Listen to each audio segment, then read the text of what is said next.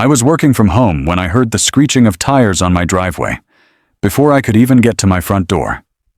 The pounding began like someone was trying to break it down. I opened it to find Karen Matthews, the HOA president. Her face contorted with rage, designer sunglasses perched on her perfectly highlighted hair. "You," she screamed, jabbing a manicured finger into my chest. "You sabotaged my Tesla. Your faulty electrical outlet fried the entire system. I'm going to sue you into oblivion." I stood there completely bewildered. "What are you talking about? I've never touched your car." "Don't play dumb with me," she snarled, her voice echoing down the street, drawing curious neighbors to their windows. "Your outdoor outlet, the one you let me use, it damaged my car's charging system. The repair shop says it'll cost thousands, and it's all your fault." The confusion quickly gave way to understanding. I had an outdoor GFCI outlet near my driveway, but I'd never given anyone permission to use it, especially not Karen. As she continued her tirade, one crucial fact became clear. Karen had been using my electricity without my knowledge or consent, and now that something had gone wrong, she was trying to pin the blame on me. I'd moved into Oakwood Estates just 3 months ago.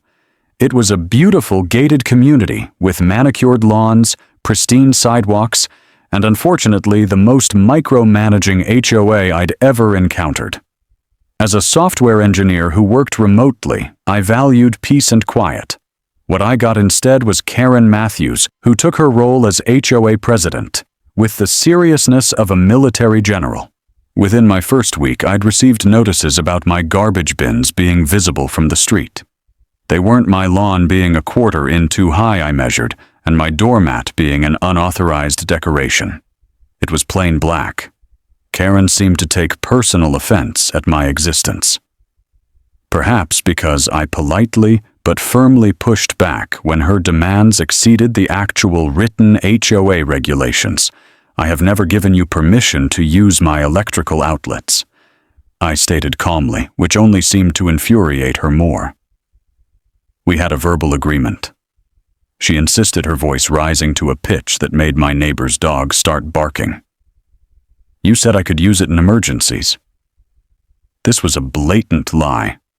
We'd barely exchanged 10 words since I moved in, and none of them involved sharing my electricity. But Karen was now creating an alternate reality where I was the villain who had provided faulty electrical service.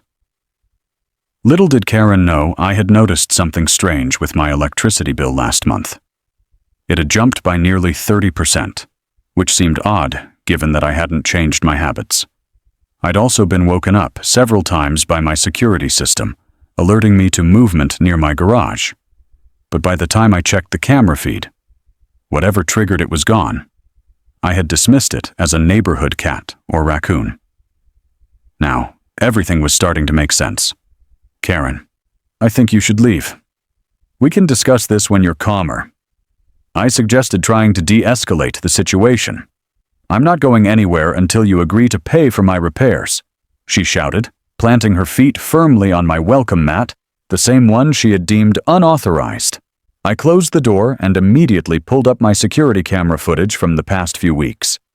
Sure enough, there was Karen sneaking onto my property at 2 a.m. extension cord in hand, connecting her Tesla to my outdoor outlet. The footage showed her doing this not once, but 7 times over the past month. Mystery solved on why my electricity bill had skyrocketed. The following day, a thick envelope appeared in my mailbox.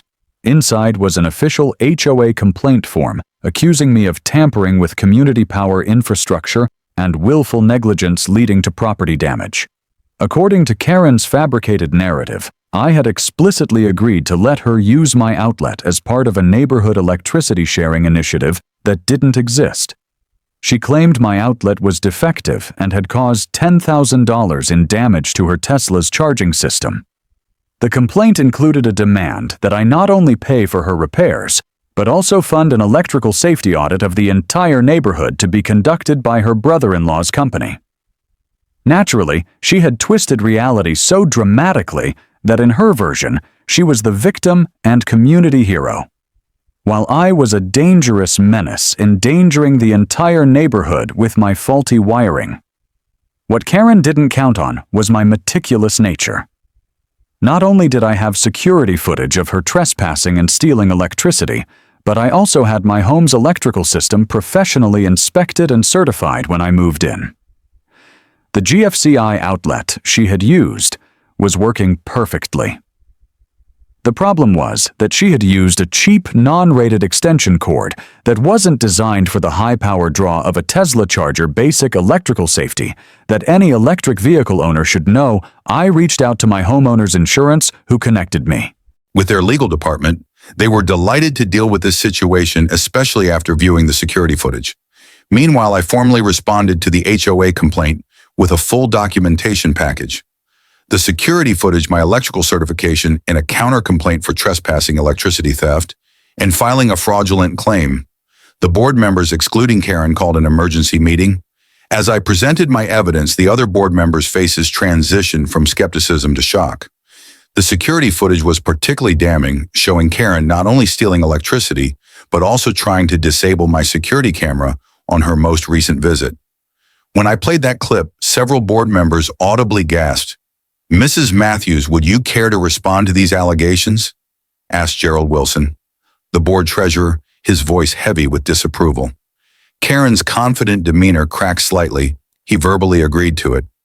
"There's no proof of that, but we had an arrangement that involved you accessing his property at 2 o'clock in the morning and attempting to disable his security camera." Gerald questioned, his eyebrow raised. Karen's story continued to unravel. I had also invited a certified electrician to the meeting who confirmed that the damage to Karen's Tesla was consistent with using an improper charging setup, specifically the kind of cheap extension cord visible in my security footage. He explained that Tesla explicitly warns against such improvised charging methods in their owner's manual. In my professional opinion, the electrician stated clearly, the damage was caused by improper, unsanctioned use of charging equipment, not by any fault in the homeowner's electrical system. The final nail in the coffin came when Karen's own insurance company denied her claim after reviewing my evidence. They sent a representative to the meeting who explained that unauthorized charging setups voided her coverage. Karen was now personally responsible for the full repair cost of her luxury vehicle. As the meeting concluded, the board unanimously dismissed Karen's complaint against me, but they weren't finished. Gerald cleared his throat and stated that they had a second matter to discuss: Karen's position as board president in light of these revelations. Mrs. Matthews, Gerald began, "We've received complaints from 3 other homeowners who, after seeing the footage shared at this meeting, checked their own security cameras. It appears you've been using their outdoor outlets as well without permission." The color drained from Karen's face as Gerald displayed photos from other neighbors' security systems, all showing Karen with her extension cord in the middle of the night. One neighbor's footage even captured her attempting to reset their electricity meter. The board voted on the spot to remove Karen as HOA president, citing gross misconduct and abuse of power. They also voted to fine her the maximum allowable penalty of $5,000 for repeated violations of community standards and property boundaries. On top of that, she was served with a formal trespassing citation by a police officer who had been invited to the meeting. "This is outrageous," Karen shouted, her voice cracking as reality finally caught up with her. "I've given everything to this community, everything including unauthorized electricity usage." "Apparently," Gerald replied dryly. Karen stormed out of the meeting, face flushed with humiliation. As she pushed through the door, she turned back with a look of pure venom. "This isn't over," she hissed. "I built this community. You'll all regret this." 3 days later, her Tesla was towed away for repairs, and Karen was served with a civil suit from my insurance company for the electricity theft, trespassing, and false claims against me. The estimated total, including legal fees, was expected to exceed $20,000.